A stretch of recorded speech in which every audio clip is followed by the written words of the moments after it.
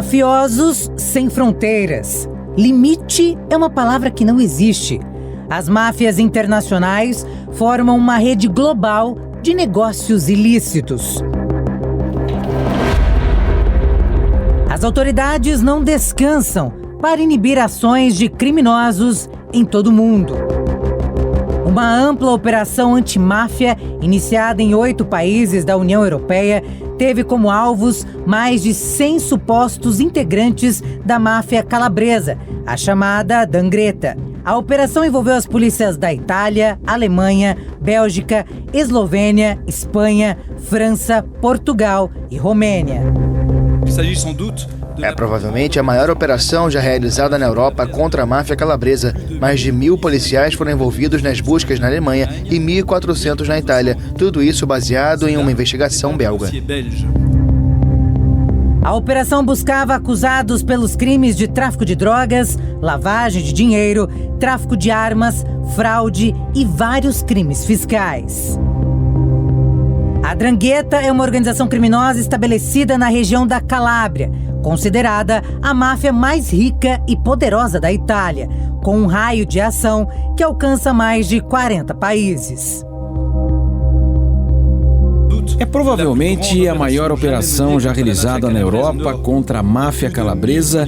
Mais de 1.000 policiais foram envolvidos nas buscas na Alemanha e 1.400 na Itália.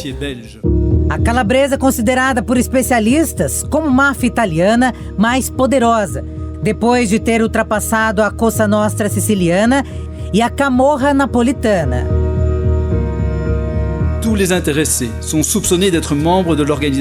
Ao mesmo tempo, várias buscas e incursões ocorreram na Itália, mas também na Alemanha, Espanha, Portugal, França, Romênia e Eslovênia.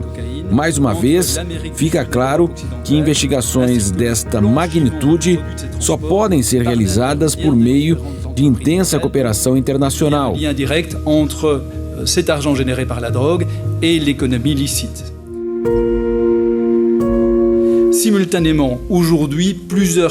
Todos os indivíduos são considerados membros da organização mafiosa italiana 'Ndrangheta.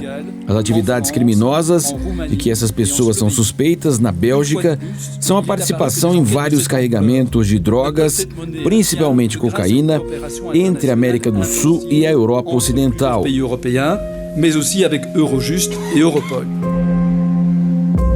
A 'Ndrangheta só foi considerada uma máfia sob a lei italiana a partir de 2010, mas suas origens remontam pelo menos à unificação da Itália em 1861. O grupo ganhou muito destaque nas décadas de 1980 e 1990, por meio de uma série de sequestros. Ela é suspeita de ter sequestrado, em 1970, em Roma, o neto do magnata do petróleo americano John Paul Getty. Em primeiro lugar, vamos delimitar que você tem 4 grandes conjuntos de máfias. Não tem máfias propriamente, mas conjuntos de máfias. São 4, principalmente. Primeiro, a mais famosa, a mais conhecida, é a máfia italiana. Vamos dizer que ela se subdivide na Camorra, 'Ndrangheta e outras sempre, mas vamos tratar genericamente, se aglutinam dentro de um grupo que seriam as máfias. Que cunhou, aliás, o próprio termo máfia, que vem da máfia siciliana, a mais forte, talvez a mais poderosa e uma das mais antigas. Na última operação, a polícia apreendeu 2 toneladas de cocaína. A droga, avaliada em cerca de 400 milhões de euros, foi descoberta em pacotes impermeáveis, flutuando no Mediterrâneo, perto da Sicília. De acordo com o anúncio feito pela polícia italiana, eram quase 70 pacotes com 1.600 barras da droga. As embalagens estavam amarradas com uma grossa corda de pesca e contavam com um sistema de localização e sinalização luminosa. Segundo os investigadores, a droga foi provavelmente jogada ao mar por um cargueiro para ser recuperada e transportada para o continente.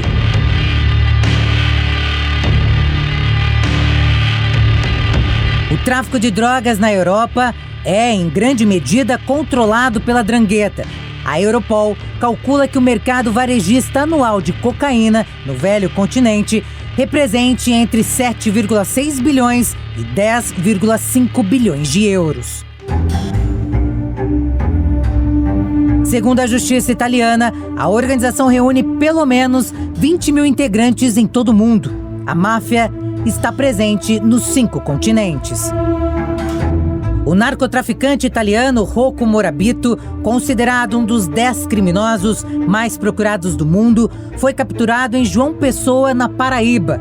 O chefe da 'Ndrangheta fugiu de uma prisão no Uruguai em junho de 2019. De acordo com a Polícia Federal, Morabito foi preso junto a outro foragido italiano, cuja identidade não foi revelada. Primeiramente, é necessário existir nós chamamos de direito penal, tratados de cooperação internacional entre os países, né? Então, um determinado país não pode prender um traficante na Itália, prender um traficante num outro continente. Para isso, é necessário existir o quê? Tratados de cooperação internacional. O Brasil tem com diversos países do mundo, não com todos, né? Então, isso é necessário porque não só há troca de informações, como também há a possibilidade dessa punição ser realizada a pedido de um Estado cooperado, vamos assim dizer, um Estado com o qual você tem, Estado que eu digo país, né? Com o qual você tem uma relação internacional firmada. O homem de 54 anos é procurado desde 1995 pela justiça italiana, acusado de associação criminosa e tráfico de drogas. Em 2017, ele foi preso em um hotel de Montevidéu, após residir por 13 anos sob identidade falsa no balneário de Punta del Este. Mas antes de ser extraditado, Morabito protagonizou uma notória fuga pelo telhado da prisão central da capital uruguaia. A máfia italiana tem tentáculos espalhados por toda a América Latina. Na verdade, eles vivem sobre um outro código, né? Eles vivem sobre uma outra forma, outra visão. Tá? Então, todas essas organizações, isso é muito interessante, tanto na Rússia, na China, no Japão, na Itália, todas essas organizações, a traição, a delação, o roubo, o roubo também seria uma forma de traição, digamos assim, né? Mas, de qualquer forma, esse prejudicar a organização é visto como uma falha, como uma conduta imperdoável. E aí vem as formas de execução, né? Todas essas, e isso é interessante saber, em todas essas grandes organizações criminosas, o modo como as pessoas são executadas e mortas são sempre de forma extremamente cruel e sofisticada. Você tinha na Itália, por exemplo, aqueles que eram dissolvidos em ácido. Na Rússia havia uma espécie de esquartejamento. No Japão também, mutilações e mortes, decepamentos, coisas assim. A busca é sempre de uma punição cruel. Por quê? Por uma razão muito simples. A punição cruel serve como um elemento inibidor na repetição dessas condutas. Existe mais uma máfia que as autoridades demoraram a levar a sério: a máfia de Foggia. Ela é menos conhecida que a Cosa Nostra siciliana, a calabresa e a Camorra napolitana. Ela é uma das organizações criminosas mais violentas da Itália. Hoje, no entanto, a segurança se refere ao grupo como a quarta máfia e alerta sobre seu poder, capacidade de se infiltrar na economia e na política. Esse empresário conta como foi vítima desses mafiosos. Enquanto eu caminhava na plantação de tomates, 5 carros começaram a vir em minha direção. Eu os vejo vindo de longe, fico com medo, tento me aproximar do meu carro blindado, pelo menos para me trancar e tentar fugir, porque percebi que algo estava errado, mas não consegui alcançá-lo. Desses carros saíram 12, 13 pessoas, entre elas estavam os patrões Moretti, La Pitirella e outros bandidos. O pago ou faccio una brutta fine. Os criminosos cobraram dinheiro do homem para que ele e a família tivessem o direito de viver. O chefe La Pitirella intervém e saca uma arma, põe uma bala no cano, aponta para mim e diz: ou você paga 150 mil euros por ano, ou você e sua família terão o pior problema de sua vida. Pago 150 mil euros. Lázaro cansou do medo que assombra a família e outros fazendeiros da região e decidiu pedir ajuda. Porque a popolação ha iniziato a capire que deve A população começou a perceber que tem que sair desse muro de silêncio e começar a falar. E eu quero me manifestar sobre isso porque o povo tem que falar. É o futuro para os seus filhos e netos. per dare un futuro migliore ai propri figli o nipoti.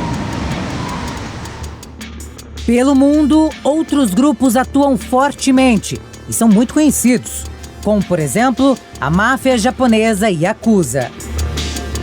A Yakuza é um grupo criminoso dedicado à extorsão, tráfico, lavagem de dinheiro e a inúmeras outras atividades criminosas ligadas ao crime organizado. O grupo se estabeleceu ao redor do mundo e hoje possui atividades em alguns países da Europa, mas principalmente nos Estados Unidos.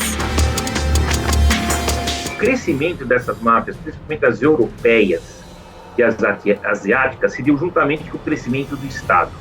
A corrupção, nesse caso, ela é intrínseca, ela vou usar até um termo biológico, ela é genética, ou seja, eles cresceram estão junto com o Estado, participam disso. Há notícia de que o primeiro-ministro do Japão havia pertencer a Yakuza, o primeiro-ministro italiano teria sido da máfia.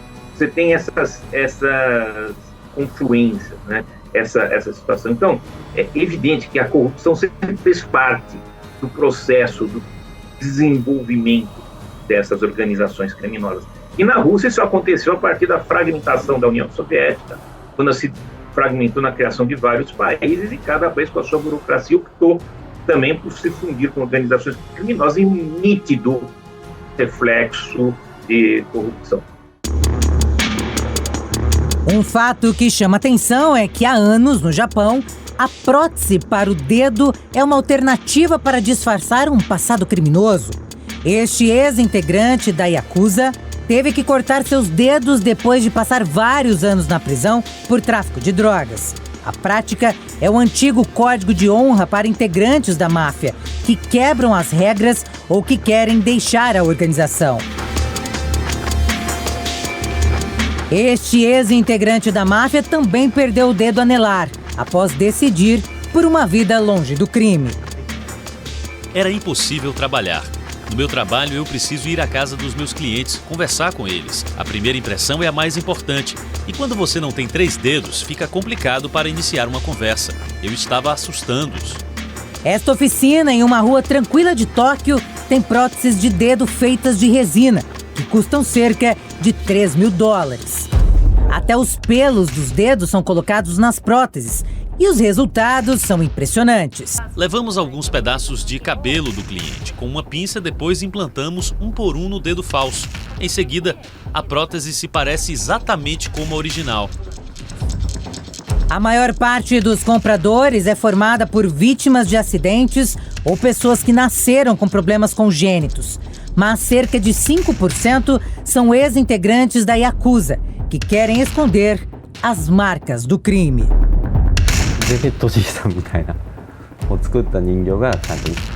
Eu me sinto como o Gepeto, que construiu bonecos que se tornaram humanos. Eu tenho que ver meus clientes regularmente para a manutenção.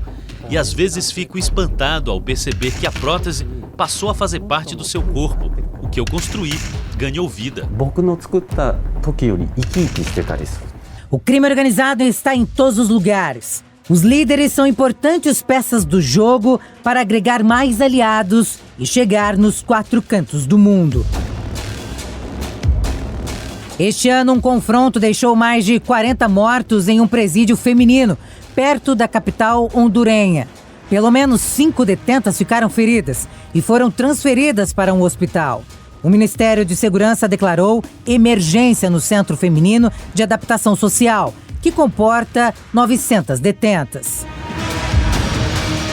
Las pérdidas de vidas humanas no se van a tolerar. A perda de vidas humanas não será tolerada e vamos abrir investigações diretas para acusar todas as pessoas privadas de liberdade que estão em conluio com o crime organizado, dentro das ações que estamos realizando nos diferentes presídios. População com o crime organizado.